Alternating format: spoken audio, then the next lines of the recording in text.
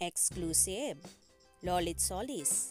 May hana siya pagiging generous ni Kim Chiu.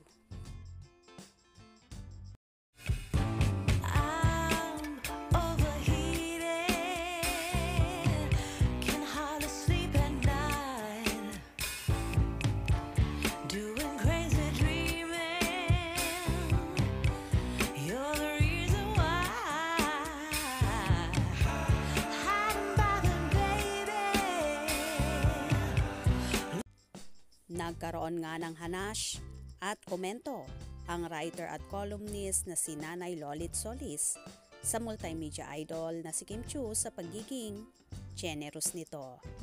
Ayon kay Manay Lolit, kaya daw lalong pinagpapala si Chinita Princess ay dahil sa pagiging mapagbigay nito at pagiging mabait, hindi lang sa mga katrabaho kundi sa lahat ng kapwa-tao. Sa pagpapatuloy pa ng writer na kahit maraming sumisibol na mga batang artista at in demand ay hindi pa rin daw nawawala sa limelight si Kimi dahil nga bukod sa matulungin ay napakamasayahin pa ng actress. Super energetic palagi. Napapanatili pa rin daw ng dalaga ang pamamayagpag ng kanyang karera. Sabi pa ni Manay Lolit, totoo naman salbe na very generous of giving si Kim Chiu. Napatunayan na ito ng malalapit niyang kaibigan at mga katrabaho. Siguro, naniniwala si Kim Chiu na dapat i-share ang blessings mo sa mga kasama mo para lalo ka pang swertehin sa buhay. Tingnan mo naman at kahit pa nga, sino pa ang mga sumikat na bago. Matatag sa kinalalagyan niya si Kim. At lalo pa nga ngayon na nakita na pwede siya sa drama at pwedeng kumawala sa love team. Marami pang darating na mga projects na iba ang magiging katambal ni Kim. Kaya naman inaabangan na ito ng mga followers niya. Nag-umpisa ang karera ni Kim Chiu nang sumali siya sa Pinoy Big Brother Teen Edition taong 2006.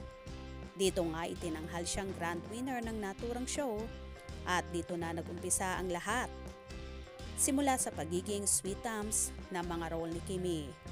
Ngayon nga ay mapangahas na karakter ang ginagawa niya na ikinagulat din ng lahat. Lalong higit ng kanyang mga tagahanga.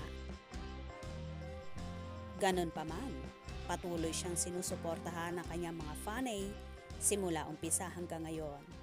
Anya pa, si Kim Chiu ata ang artista na hindi nagbabago kahit sikat na. At kahit maraming bagyo pa ang duman sa kanya, kaya naman niya. Kahit nga ang writer at columnist na si Nanay Lolit Solis ay puring-puri ang actress.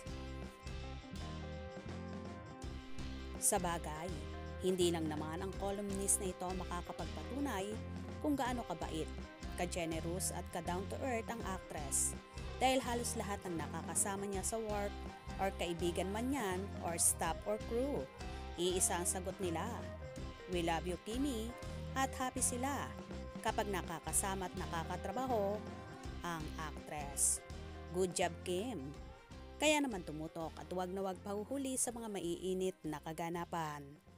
Anong inyong magiging reaction sa bidyong ito? Comment below.